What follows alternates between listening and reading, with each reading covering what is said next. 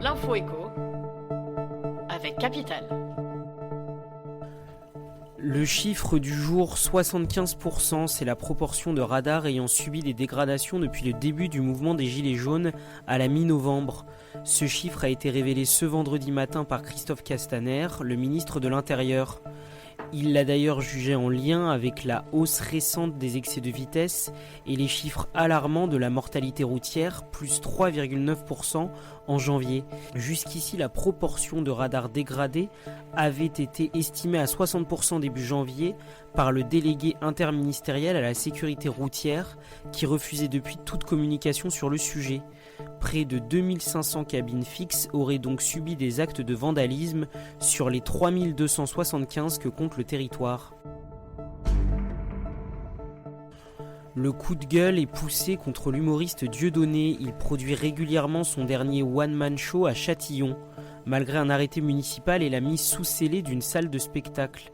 Le maire LR de la ville y a interdit l'accueil de public à cause de sa non-conformité aux règles élémentaires de sécurité. Mais voilà, selon un riverain contacté par Capital, l'humoriste a brisé les scellés et est donc entré par effraction pour y accueillir ses fans.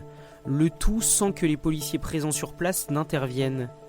De son côté, l'avocat de l'humoriste nous a déclaré que ce dernier est très attentif au respect des normes de sécurité dans les salles où il se produit. L'info pratique Capital, près de 3,8 millions de foyers de retraités ont vu leur taux de CSG reculer de 8,3 à 6,6%. Si l'entrée en vigueur de la mesure a d'abord été annoncée dès janvier 2019, le taux de CSG corrigé s'appliquera finalement sur la pension d'avril, versée le 9 mai. C'est à cette même date que sera remboursé l'éventuel trop perçu par l'État de janvier à avril, une promesse confirmée à Capital par la CNAV et la Caisse de retraite des agriculteurs. Pour la pension des fonctionnaires hospitaliers et territoriaux ou les autres fonds de la fonction publique, le remboursement devrait également se faire courant mai. Cette baisse de la CSG permettra un gain de pouvoir d'achat moyen de 448 € par an pour les foyers concernés.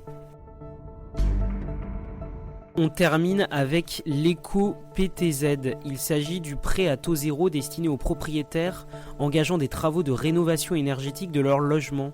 C'est à partir de ce vendredi 1er mars qu'ils peuvent bénéficier de ces conditions d'application rendues plus souples. Plafonné à 30 000 € et soumis à conditions de ressources, l'éco-PTZ était jusqu'ici réservé aux personnes engageant un bouquet de plusieurs travaux simultanés. Désormais, cette condition d'exigence d'un bouquet de travaux est supprimée. La réalisation d'une seule tâche parmi les travaux éligibles suffit à bénéficier du prix à taux zéro. Seront entre autres concernés l'isolation de la totalité de la toiture, des murs donnant sur l'extérieur, mais aussi celle des parois vitrées et des portes. Découvrez la liste complète sur capital.fr. C'était l'info écho avec Capital.